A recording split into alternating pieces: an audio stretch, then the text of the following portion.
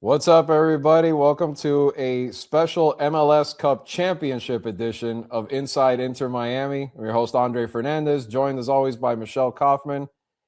The Cup belongs to Inter Miami. The pink and black got it done. They win it all. They win the MLS Cup. They finally get the big trophy that this franchise has been after for so long. After 58 games, highs and lows, the roller coaster of drama. They were able to party yesterday at Chase Stadium after And a boy, hard did they fought. party. And boy, did they party! Yeah, you heard it. We were lucky enough to hear it close by, and then we saw later on. We saw the sights and sounds on the field for hours, literally. After the fans were able to get on the field, all that. But we'll get into all of this. A 3-1 victory over the Vancouver Whitecaps. We have plenty of reaction from the victory from David Beckham, from Javier Mascherano, from Yannick Bright, Luis Suarez. We have an interview that Michelle had with him earlier in the week as well. We'll have a piece of that to show you. Jorge Mas talking about not just the accomplishment, but the future of the team. And we're just going to break down everything that was. And Michelle, I'll start with just by asking you. I think I looked over to you at one point and I said, this must be a little surreal to you because you were there even before day one. You were there at day -1 when they had just I announced was they were there in the going to have Miami a team. Fusion. Right. I was And there. I was there covering the Miami Fusion. It was yeah, the amazing. I mean, to be previous honest, team. Yeah, but yeah, like, it's it's but that moment for you, like, just from your perspective, just the yeah. surrealness of it, from where they were all the way at the bottom to literally now champions. Yeah. As a journalist, and I've been doing this now going on 40 years, which is crazy. But you remain objective, and I don't wear team colors. I never wear pink and black. I just don't. But you work with these people every day and you're following this story. And for me, it's been decades of following soccer in South Florida since I arrived at the Miami Herald in 1996. So I've been covering soccer down here and I've seen every incarnation of every team that there has been here. The Miami Fusion, which was a really fun team to cover at that same Ray Hudson. location that was Lockhart Stadium before it was knocked down and made into Chase Stadium. But on those very grounds, I was roaming around in the late 90s when they launched the first MLS team. And then it folded. So I With was Ray there for the Hudson and the launching lads with Ray Hudson as the coach. It was and the so much lads. fun, and the lads, and that was a blast. So Yep. that was really fun. And they won the Supporter Shield, by the way. They won the Supporter Shield way back when. But then that team folded, and then there were all these various incarnations of many different teams that I covered. And then I'll never forget it, but in 2014, February of 2014, David Beckham on the waterfront at the PAM Art Museum in downtown Miami on the waterfront. He comes into town. David Beckham and all his David Beckhamness comes in and announces in a beautiful suit with a little hanky, I think, and everything, that he is going to start an MLS team in Miami, that he loves Miami. And he had a chance, as part of his contract with LA Galaxy was that upon retirement, he could start a club here for a very reduced rate. So he got a bargain deal on starting a team. And he said, I want to have it in Miami. And everyone around the country wanted him to do his team there. He wanted it in Miami. He loves Miami. He loved to visit Miami and all the virtues of, international city, beautiful city, blah, blah, blah. Sexy city. He's David Beckham. It just matched with him. Celebrities and all that, glitz and glamour. So his idea, so that was February of 2014. That was 11 years ago. So yes, after that, there was a long drama of he had this partner, he had that partner, he had these partners. Finally, he ended up with the Moss brothers, who were the right partners because you had to know how to navigate Miami politics. There was no other way, not even for David Beckham. Other cities in America might roll out the red carpet for David Beckham, not Miami. Miami's very political, and you have to know who to talk to do what. Miami's a very political city. He did not know the politics. He was an outsider coming from London and LA. He got together with the Moss brothers. It was the perfect match. It was a perfect match. And that's where this whole thing launched. Then there was all the drama of where are they going to play? Where are they going to play? This stadium, no. This stadium, no. This stadium site, no. So as a sports writer, it's a long answer to say, I have been covering this Inter Miami drama and story and saga Yeah. from pre-day one and day one. And so to see them finally lifting an MLS Cup trophy, even playing for one, but lifting that trophy, lifting the league trophy, yes, I was happy for everybody that I've dealt with along the way on that club, in that club, the players, the coaches, the staff. You know, they've mostly been very good people. They've almost all been very good people and treated me nice. And so, you know, I don't, as a sports writer, I don't stand around in pink and black and cheer for the team, but these are people that I work with all the time, and I am very happy for them that they finally were able to reach their goal. And it was really fun to watch. And it's been a roller coaster to cover. But the ending, I have to say, it was a lot of fun to hear the celebrations. And by the way, you are going to hear, when you hear Mascherano's press conferences, the noise you hear in the background, everybody, that's the noise of the players in the locker room. And you could hear them through the walls. I want to say one last promo before we go on. The Miami Herald is putting out a souvenir poster edition tomorrow. Mondays, Miami Herald, if you want to have a tangible souvenir of this championship, we're going to have a really nice big poster and photo page and all this stuff. For those of you who like to collect things, please go by the Miami Herald on Monday. Yeah, something to note too. I want to, before we keep going on that. You mentioned Jorge Mas, and remember when you talked about the steps that it took to get to this point, to build this team and whatnot. Remember, for Jorge Mas, this is a big accomplishment too, because he was trying, and this is, I remember from my time covering the Marlins, he was this close to owning the Marlins. He was trying to do that back in 17, and it he was a baseball guy. Yeah. And he wanted to transform that team from the dismal, for the most part, situation that it's been in for most of their existence. And it had to be disappointing for him not to be able to accomplish that back then. But then look, the success that has come in the 8 years since with the soccer team. So on that note, it's another congratulations to him and his brother and everybody involved, that they were able to build a successful franchise in a different sport, but a successful franchise nonetheless, that he's seen. And in a short period of time. And you have to admit, it's only been 6 years. It's only been 6 years. And the first year was COVID. Let's not forget. The first year, they opened on March 2020 in COVID, behind closed doors, on the eve of COVID is when they were going to have their first game. I mean, they opened after all of that drama. They were so excited to finally open. David Beckham and Jorge Mas, they were over the moon. And all of a sudden, COVID hits. And that was a very bad year to be starting a sports franchise with no fans available, the players, everything was a mess. So really, in a very short period of time, and signing Lionel Messi, I mean, please, por favor. I mean, he used to tell me, Jorge Mas would say, Michelle, we're going to sign Lionel Messi. And I'm like, Jorge, I know you're a dreamer, but that is just ridiculous. That's a pipe dream. That's one of those, you touch the guy's forehead, you go, are you okay? Are you sick? Are you feeling okay? Yeah. I'm like, Leo Messi is not going to play. Not only about Miami, maybe, but on Commercial Boulevard at that little rinky-dink stadium. I said there is no way that Leo Messi is going to come from Barcelona. The best player in the world is going to come from Barcelona and play in a temporary stadium. And by the way, the fact that game yesterday, I would venture to say that there's probably never been in all of American sports a championship game, a league championship played in a temporary stadium. That was not even a concrete stadium. It's like, glorified bleachers. They played a championship game there with 4 World Cup winners on the field, on that field at Little Chase Stadium.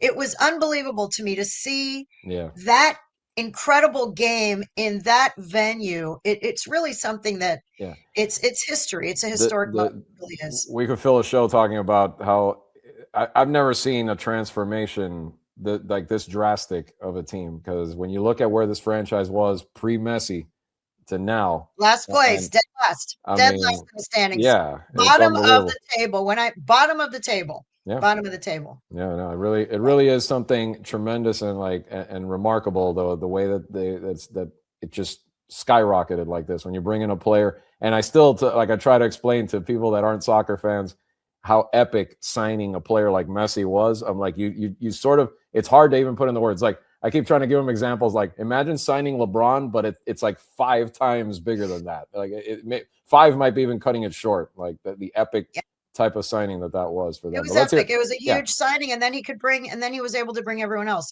Yeah, we were going to hear it. David Beckham was emotional yesterday, and he talked about it before the game. I woke up emotional, and then walked into the stadium emotional. So there's no nerves at all. I'm just emotional today because, Jorge's been part of this journey, obviously, as well, but my journey with this started almost 20 years ago with the LA Galaxy. Leaving Real Madrid to come, to join the MLS at that time was criticised by a lot of people.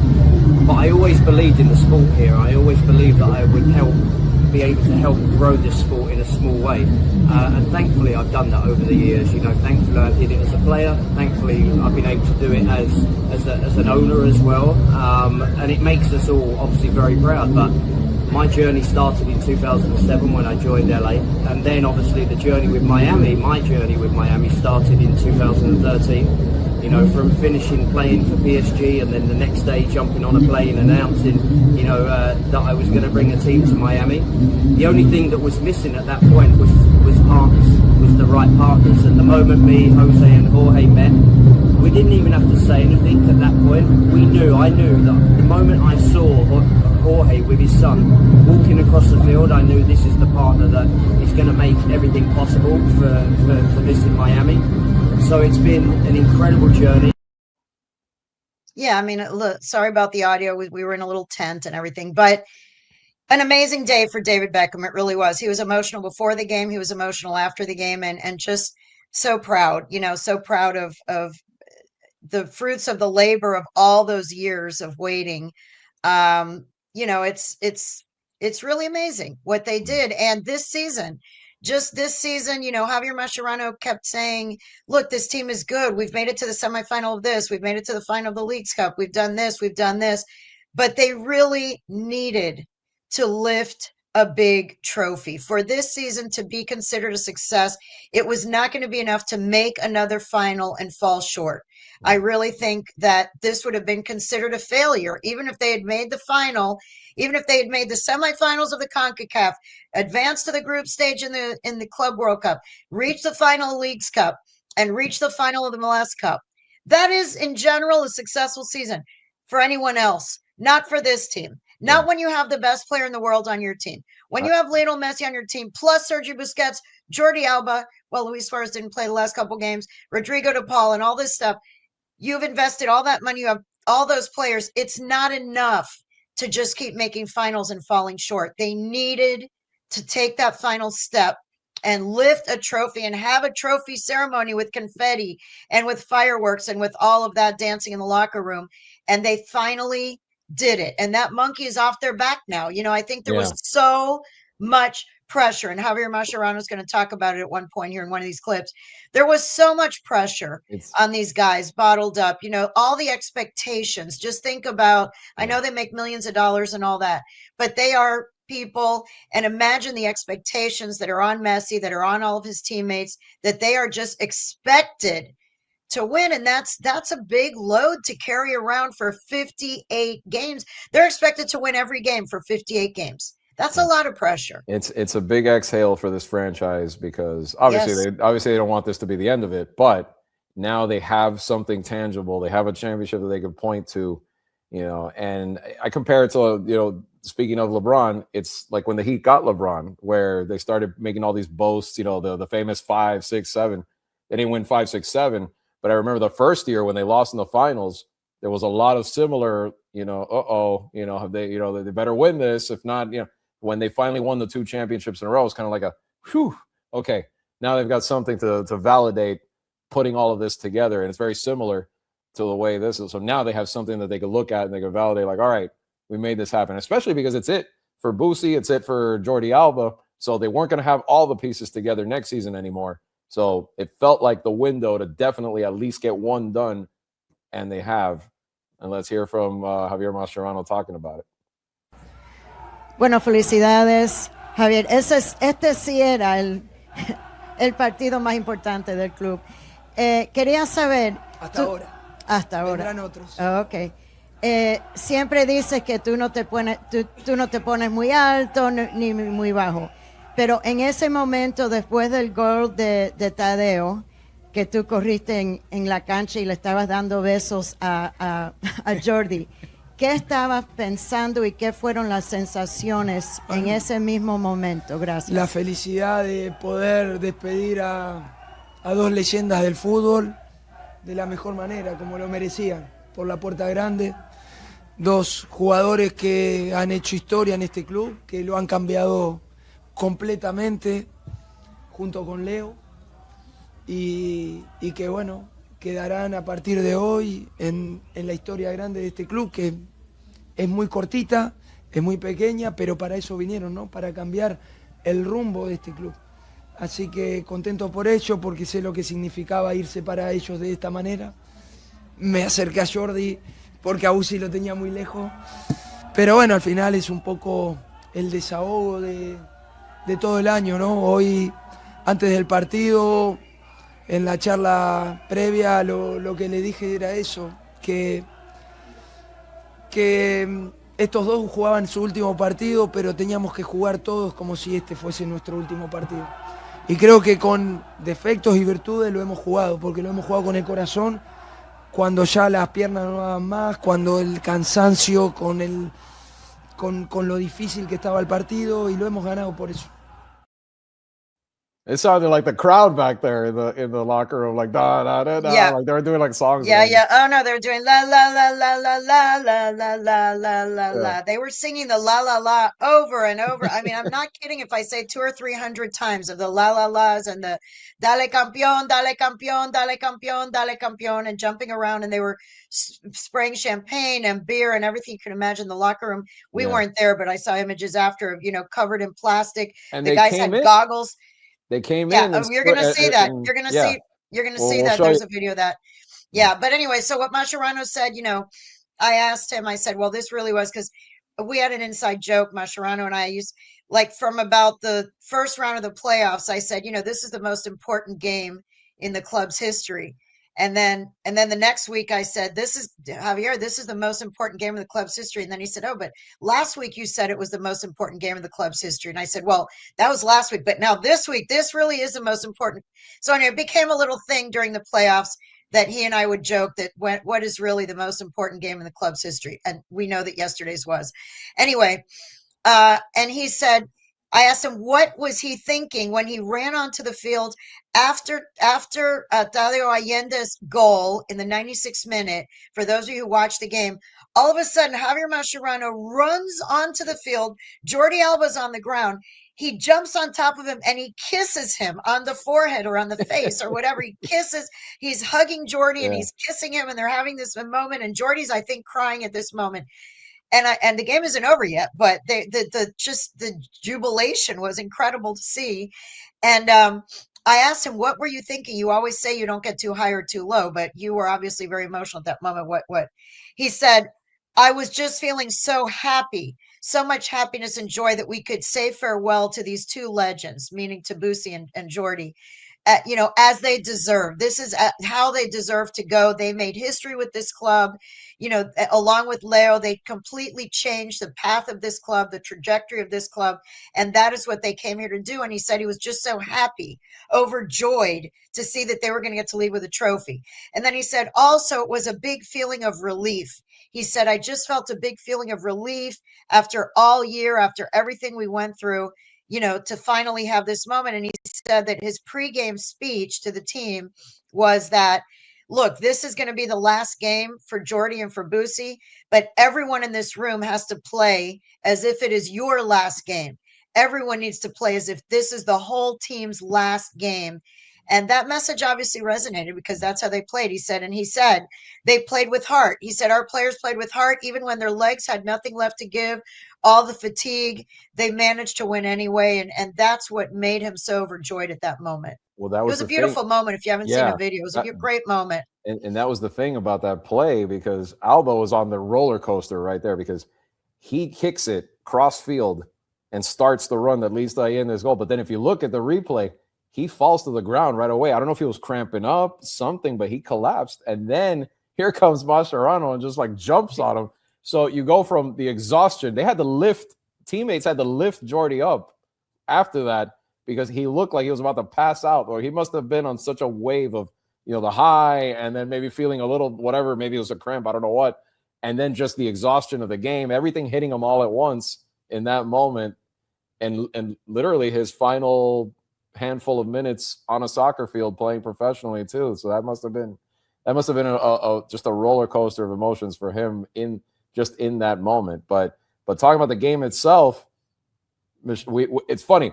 My prediction was getting close to coming true, but luckily for Inter Miami, your prediction was the best. You said they were going to. I thought, and I think you said they were going to go in overtime.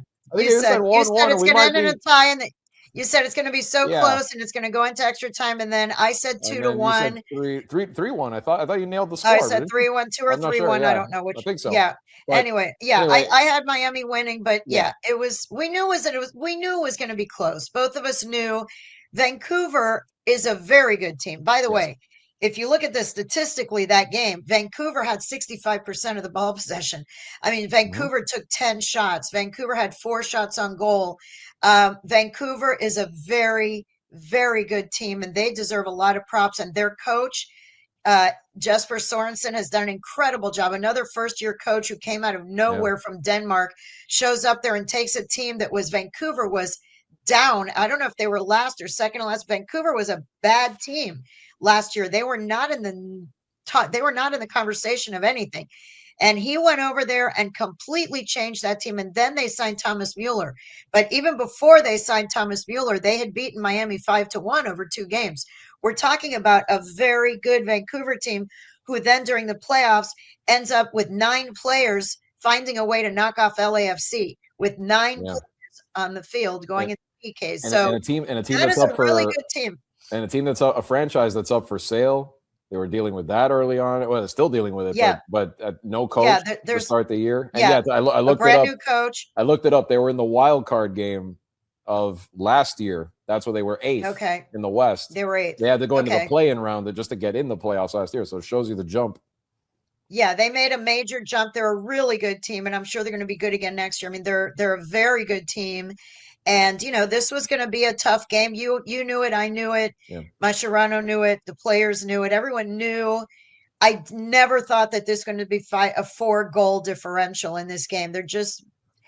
Vancouver is a very good team. And so this victory is really, it was deserved. And Miami, at the end of the day, when you look at the full body of work, Miami was the best team all year. They did not win Supporter Shield, but when you factor in everything that they did in the 4 tournaments they played, they made the semifinal champions.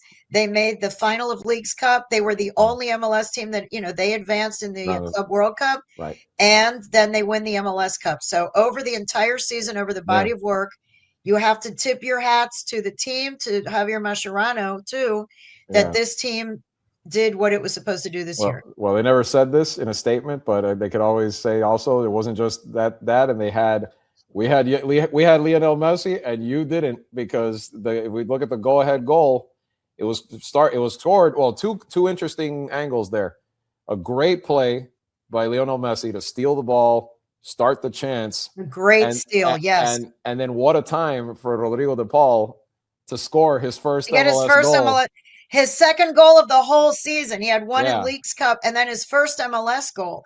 Yeah, he was not a guy who was scoring goals, and boy, did he pick a good time to make a nice finish. But without that pass from Messi, Messi stole the ball. So it starts with a defensive play by Messi, literally picking the pocket of his defender, and then a beautiful through ball. The way he sees, the vision he has to see, while he's stealing the ball from someone, he's already knows where the ball is going to go and where his teammates are. It's almost like he has eyes all over the field, not just in front of his head. It's like he's got little camera angles all over the vision that he has. And he set up the 3rd goal too. I mean, Lionel Messi did not score in this game or the previous game, and he was named MVP of the game, of the championship game, and he deserved it because he set up 2 of those goals. He didn't score them, but he set them up, and the final 2 playoff games to win this thing without him scoring, which if you look at how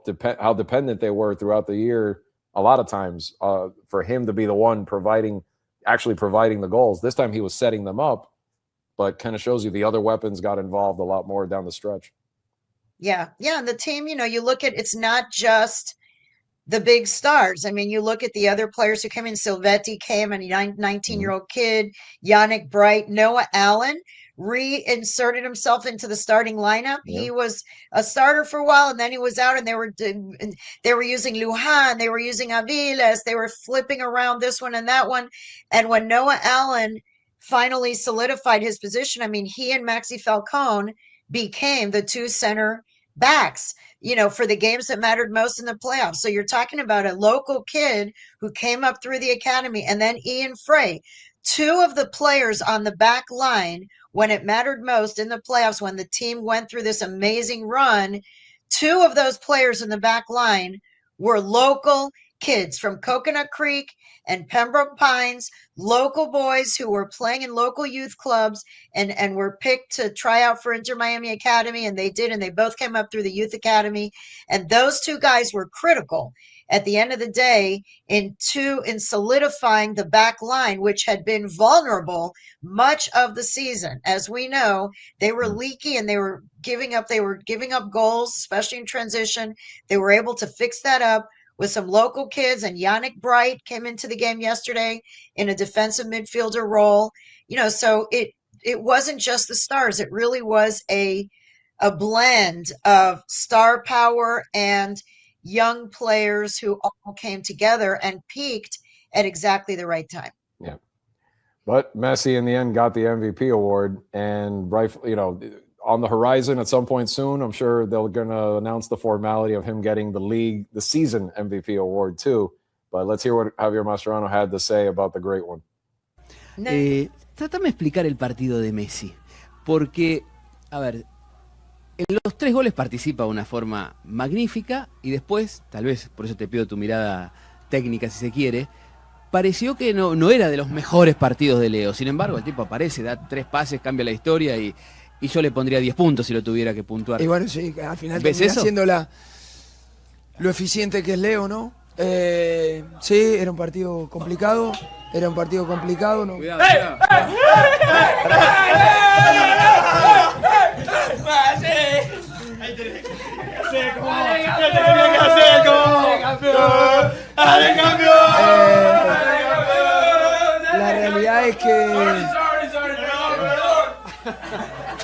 La realidad es que era un partido, no era un partido fácil.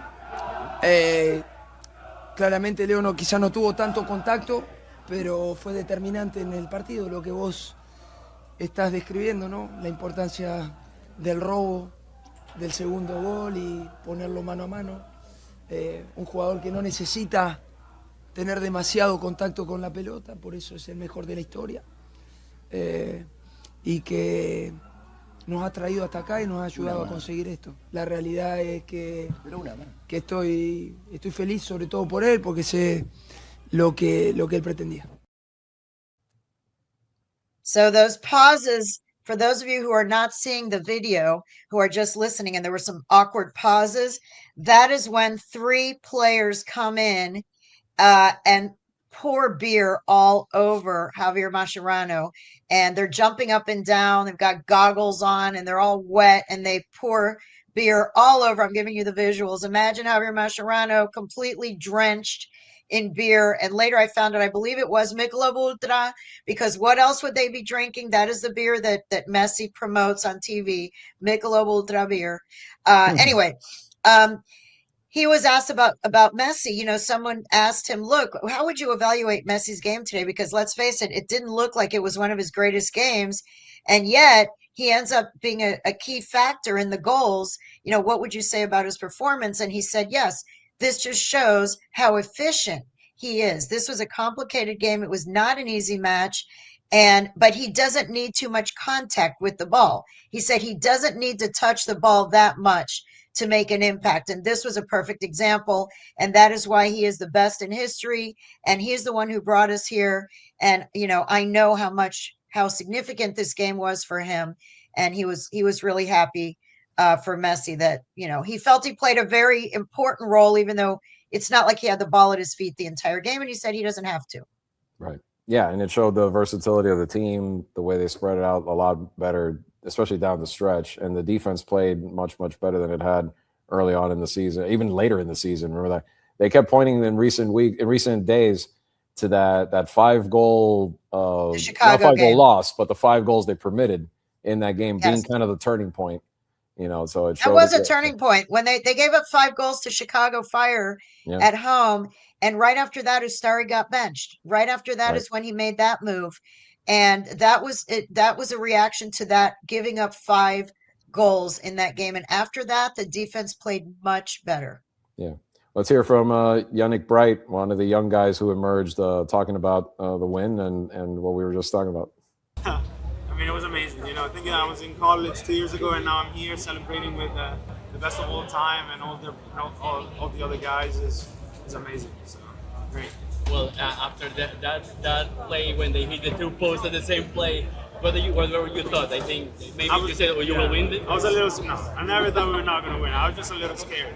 It would have been a little harder for us to win, but always thought we were going to win. For how we prepared it and how we were playing, I think it was amazing for us. To who you dedicate this championship? I dedicate it to my family. Last minute fly over here, and my girlfriend, and all the people I care about. Any message for the fans? Thank you so much for everything. You've been great throughout all the season. I remember, seeing La Familia everywhere, Cincinnati, Nashville, Seattle, everywhere. And without them, we couldn't do any of this. So thank you again. So again, the audio not great because we were in weird conditions, but not that it needs a translation, just for the parts that were a little bit murky. He was saying that, a couple years ago he was in college and now he was there celebrating with the best of all times, that it was unbelievable for him, an amazing moment for him. And he was asked who he dedicated to. He said his parents and also, his girlfriend. And then he said in La Familia, the fans who have been there all the way through, and that the familia of people who traveled to Cincinnati and to Nashville, that, he wanted to share this moment with them. And I do want to give a shout out to the fans and the supporters groups who they were there from the beginning in all the bad, the difficult times when the team was being launched and when the team was going through its ups and its downs and its highs and its lows and changing of coaches and changing of players. There was a core group of fans who did not give up, who, supported the team no matter what. I saw them out there. They were out there in driving rain, in thunderstorms. They were traveling to other cities to watch this team play. And for them, even before the game started yesterday, I could feel the vibe in that stadium, and especially in the north stands, which is where the supporters groups are. You could feel the energy and the joy even before the game started, that these fans have been through thick and thin, and there's been a lot of thin. They've been through thick and thin with this team, and they've been through some really bad rain delays, I will tell you, because I sit through them too, but I'm in a press box, air-conditioned press box.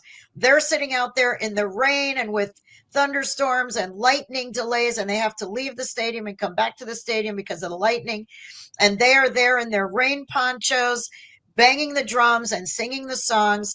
And so I am so happy for them, in addition to all the players and the staff and everything else, for those fans who have stuck with the team from day one. I'm really happy that they are very proudly wearing their pink and black today. It was a loyal fan. It's a loyal fan base. I mean, I haven't seen it as often as you have, but I've seen it at times. They wear their pink and black proudly. Like not every team gets even their own fans to show up in their gear, kind of start a party the way they do and stuff like that. So yeah, I mean, it was good to see for them for sure. And it felt like a home game because, you get to the championship a lot of times and some of your fans are there. There was a decent little section rooting for Vancouver as well. A lot of people came down to see them too. They had a good, yes, they had 1,500. Yeah, I think 1,500 fans. But it was packed. It wasn't, sometimes you see that where not every seat might be, even in a championship game. It was a packed stadium and it felt like a home game. Like they were really into it. Every time they scored, every time there was a play, you'd hear like the gasps from the crowd and stuff like that. Like it still felt like a home game, even though it was the pinnacle of the MLS season as well. So, good for them. And now, while they're celebrating, the mode is celebration mode for the franchise for the moment. But pretty soon, we know that the MLS offseason is gone in a blink. It's 1 month. It's 1 it's gone month. in a blink. They So start training in the second week of January. Yeah, They start training right after the holidays. yeah, a lot of unanswered questions with this team's future still. One of them is Luis Suarez. Is he done or is he coming back? Michelle, you had the chance to sit with him one-on-one before the MLS Cup and talk a little at length about his future. We want to show a clip of that. Should we show the clip first and then you get into the interview? Yeah. Show the clip, and then I'm going to tell you about the that. interview, because it was an interesting interview. But yeah, we brought one clip for you about the benching. Tú eres el líder del equipo en la cancha y también en el vestuario.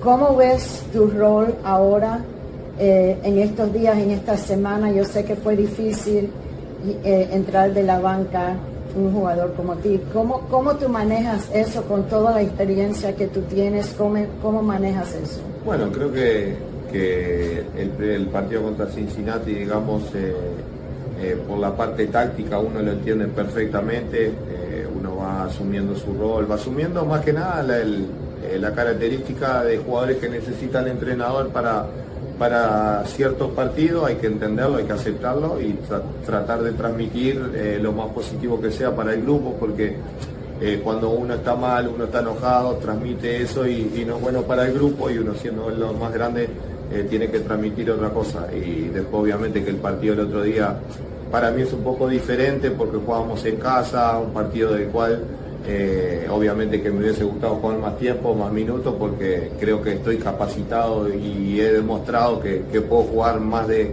8 minutos como lo que jugué, pero también es una decisión del entrenador que hay que respetarla sin ningún problema y tratar de hacer mejor las cosas para jugar más minutos, pero también hay que aplaudir y ver lo bien que está jugando el equipo, y cuando un equipo está bien, un equipo está en buena dinámica, hay que celebrarlo como grupo. Yeah, so I want to talk just a moment here about Luis Suarez. You know, he's been a key figure in this team now for 2 years. I know that I think we mentioned it last week, that he has this image, you know, with the spitting and the biting and so on.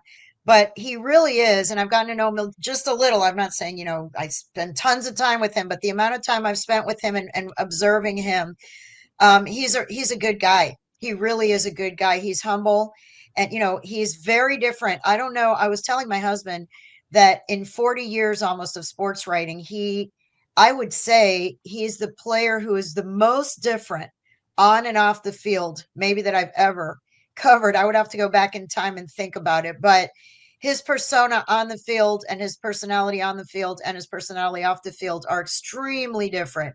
He's really gentle and nice and friendly and open and introspective and all of these things when you talk to him.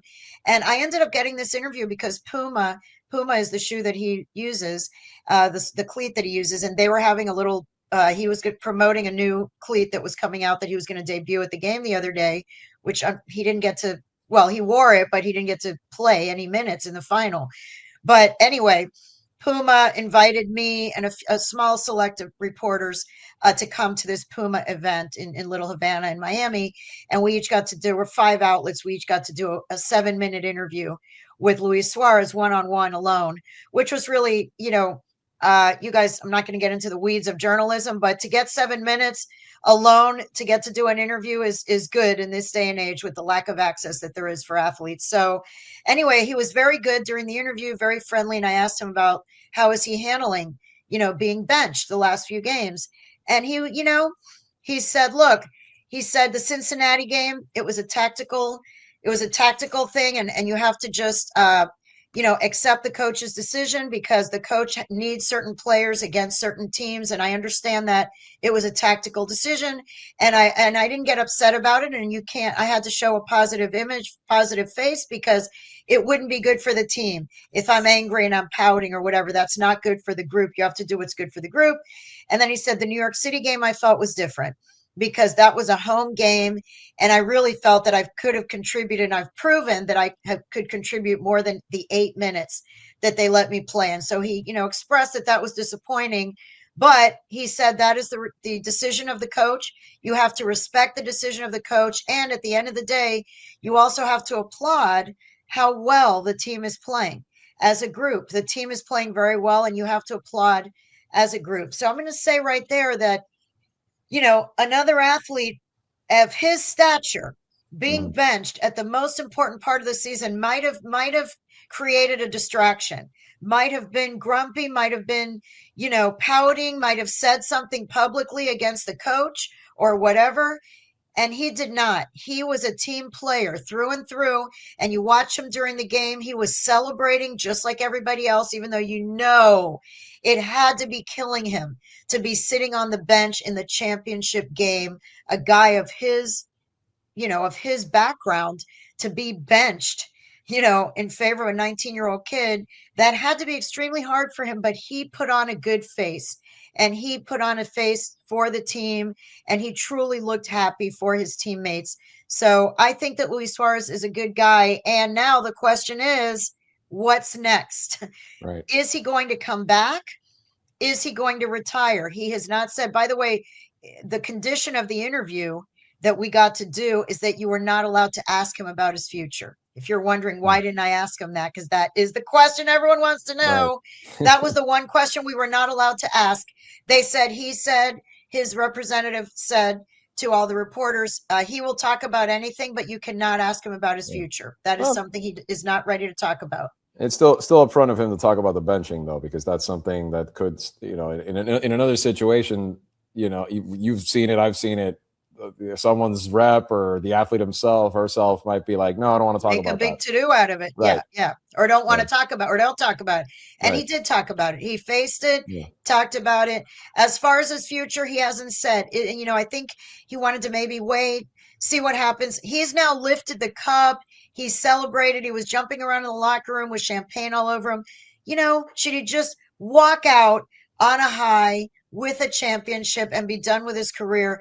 If he comes back, it's going to be in a reduced role, and it's going to be for a reduced salary, So does he want to do that? Does he just love the game so much and want to be here and be with Messi and his family? I think he's very happy here in his family. If he wants to come back, will he come back or will he retire? We asked Jorge Mas. He was asked by a reporter, what about Luis? And here's what he had to say. La decisión de poder seguir por la puerta ancha y gorda y celebrado como debe ser en términos del club, y si Luis decide seguir un año por el club estaría bien. A mí me encantaría ver a Luis seguir. Obviamente después las conversaciones entran cómo vuelve Luis Suárez, pero eso obviamente es algo que determinaría el técnico, determinaría Luis, pero la decisión queda por él. Jorge, la generación retirándose en Jordi Alba y Sergio Busquets, nosotros ya tenemos reemplazos no solamente en mente, pero ya palabreado. Tenemos la oportunidad con un slot de DP de poder añadir a alguien, y la meta de este club para el 26 va a ser ganar la Champions, y obviamente quiero ir con un 11 súper cargado. Okay, so he was asked there basically about the future of the team. We're gonna get into the future here, but first about Luis, he said, "Look, this is Luis's decision to make. He's basically earned the right to make the decision about his future. They don't want to make this decision for him. They want him to have the right, that he has the right to make the decision. Does he want to leave and retire through a big front door, basically with the celebration and the accolades that he deserves? Or does he want to come back?" He said, "I would welcome him back. I would love to see Luis still with us." But the question then would be, if he does want to come back, then we have conversations about how does that look, and that would include conversations with the coach and with Luis about what would his role be. And obviously, like I said, I'm sure it would be at a reduced role with a reduced salary, but he said that's his decision to make. Then he was asked, what about, are we going to have more big signings for next season? What can we expect? You're losing, and he said, yes, we're losing Busquets, we're losing Alba, we're losing two really big figures. He said, we already have two players agreed to. He said, we haven't signed them, but we've already agreed to terms, basically, is what he's saying, with two players. And they'll have an open DP spot, which will allow them to bring in one more big player. So he said, we want to go into 2026 with a supercharged roster. They want to win the CONCACAF Champions Right. Cup. And he said, we want to go in with a supercharged roster to 2026. Yeah, it's interesting. He called out not just wanting to repeat as MLS Cup champions, but he wants that Champions Cup trophy as well to add to the collection. And not unrealistic. I mean, they were in the elimination rounds in that tournament too. This past the only tournament you really looked at and said, long shot, in which they getting to the round of 16, like you mentioned before, was the Club World Cup. Other than that, Leagues Cup, that one, they're all within reach if the team has the pieces to do it. And with Messi coming back and being at the forefront again, if he can stay healthy enough, no reason to think why they can't. Yeah. So I wanted to go through the roster real quick with you guys about who's gone, who's signed, who's locked in. All right. Just for the, and then gone are Boosie and Jordy. So we've seen the last of them. It was amazing to watch them play. They are both legends and they will remain part of history of this team. So they're gone. Suarez, question mark. We don't know. Fafa's contract ended now, 2025. Is he going to come back? I don't know. He didn't get too much playing time. That probably hurts him when he wants to play for the Haitian national team. Haiti is in the World Cup. This is a really big deal. Fafa has been a key part of that team, but he needs to be playing for his club team in order for the national team to call him in. He may want to go somewhere else where he's going to get more playing time. So I think Fafa is a question mark. Ian Frey is unsigned at the moment. There are supposedly some teams in Europe, particularly in England, that would be maybe interested in him. I think he is in talks with Inter Miami about staying here and re-signing with Inter Miami, but he is not signed at the moment. And Ryan Saylor, those four are players who, Suarez, Fafa, Ian, and Saylor are players whose contracts ended now with the game last night, and they are question marks if they're coming back or not.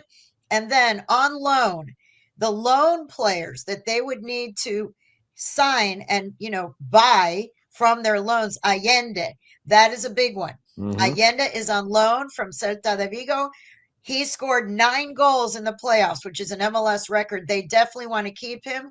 I've heard that I think River Plate in Argentina is also interested in him. I think there's going to be a bit of a bidding war for Tadeo Allende. So we'll see. I do know that the club wants to keep him. So they're going to try to do whatever they can to keep him. But there are some other suitors from what I'm hearing in Argentina.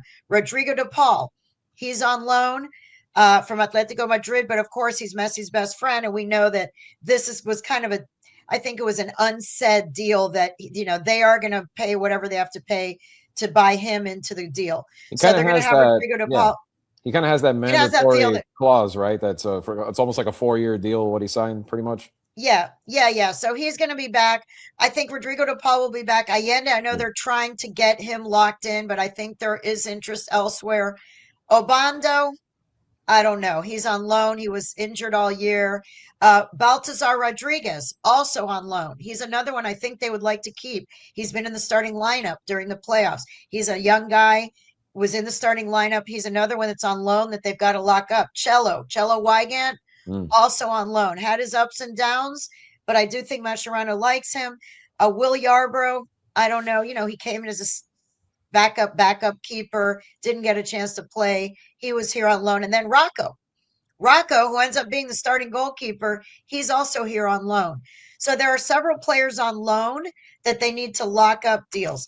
Real quickly, here are the players who are officially signed, sealed, and delivered for 2026 is Lionel Messi. That's a big one.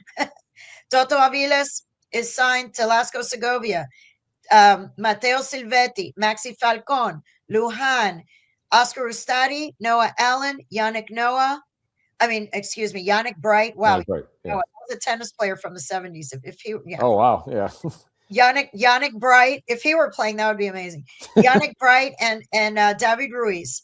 So those are the players who are signed, sealed, and delivered. The others, there's question marks and loans that need to be signed. Yeah. So that's the future of the team right now. There you have it. They'll get to work. I'm sure they'll the ones that are very likely to stay that you mentioned, probably it won't take too long to get all that sorted out. I'm curious who they go out and get. Because they're going to do that. They're going to go out and get somebody's baby to come in. Yeah. And also names we haven't heard yet. Yeah. And also, you know, I'm going to be honest with you here, and this is just a gut feeling that I have. Mascherano, his family never moved here from Argentina. And I think with the performance that he did this year, getting this team to the championship, there may be suitors in Argentina. Yeah. He said a few weeks ago that he would like to someday coach in Argentina. I know that Inter Miami wants to keep him. I think they will do everything they can to keep him. He's had a really good year, especially the second half of the year, and getting him to the championship. And it would be a shame to have another coaching change. They've had 4 coaches in 6 years. They need to have some continuity now. In my opinion, Inter Miami should do whatever they have to do to keep Javier Mascherano, to keep continuity, to build on what they just did, because you can't just have turnaround every single year, a new coach. So we'll see what happens with the future of this team. But, you know, we'll see. We'll see. It's going to be interesting. In the new stadium, there's a lot to look forward to. And someone asked Mascherano, what's next? What is next? And here's what he said. Felicidades. Otra cosa, obvio, escuchas los ruidos, los gritos, cómo se siente, y también, ya que cumplieron esta meta, una gran meta, ¿cuál es la próxima meta? Bueno, la próxima es irme mañana de vacaciones y estar con mi familia. Han sido 11 meses de mucho trabajo. Hemos jugado 58 partidos oficiales, más los 5 de pretemporada, viajando de un lado para el otro. Es lo que tocaba, pero ahora descansar, porque la realidad es que de alguna u otra manera todos los necesitamos, y ya habrá tiempo para ir organizando lo que venga, ¿no? Creo que esto tiene que ser un impulso para el club, no quedarse con esto de haber ganado su primer liga, sino ir por más. Creo que el club ha conseguido dar los pasos correctos, no este año, en los últimos años, y bueno, aprovechar todo este envión para lo que viene. Okay, so he was asked, you know, now that you've reached this goal, what's the next goal, or what's the next plan? What's the next goal? And he said, basically, that my first goal is to go on vacation. He said, my first plan is to go on vacation tomorrow with my family. He has 3 kids. He said, I want to go on vacation with my family. It's been 11 months, 58 games plus 5 preseason, traveling back and forth all over the place. We all need to rest. Then there will be time to organize what's next. He said this should be an impetus for the club, not to just settle for one championship, but this should be something to build on and go for more. I do notice that he says the club. He doesn't say we need to go for more, but maybe I'm reading too much into it. Anyway, he said the club needs to not settle. The club needs to go for more. He didn't say we need to not settle. We need to go for more. I didn't hear the we loud enough there. But anyway, I may be reading too much into it again. Yeah. He said this club has made the right moves along the way, and you know, and we'll see what's next, basically. Yeah, your spidey sense is telling you that he's not saying we, so what's up with that? You know, they're not in this? Not in this? What does he always tell you? Uno nunca sabe, Michelle. So we'll see what happens. I've been asked times. You never know. He always kind of leaves things up in the air. So we'll see. I think we will see. I do think the club should do everything they can to keep him. Yeah, they need to, quote unquote, back up the truck. You know, unfortunately, there's no location to back up the truck because he has no house here, but maybe they can find some way to, you know, put some kind of deal together with him. We'll see. That'll all be stories to follow in the weeks to come regarding this team. As we know, like I said before, a very short off season, I'm sure, but we'll be back soon on Inside Inter Miami. We haven't even broached the World Cup subject, but we're running out of time on this show. But we will talk about the draw eventually on this program. But we thank you. We thank everybody that's been with us watching faithfully throughout this season. This won't be the end for now. We'll still come back and talk a little bit, like I said, about the World Cup and about Inter Miami's off season from time to time leading up to the start of next season. But right now, time to enjoy a long-awaited championship for this franchise that has come a long way, to say the least. And for Michelle Kaufman, I'm Andre Fernandez. It was a pleasure bringing it to you for this season, and we'll be back. We'll be back soon to talk about what's to come. Until then, thanks for watching, and we'll see you on the next episode of Inside Inter Miami.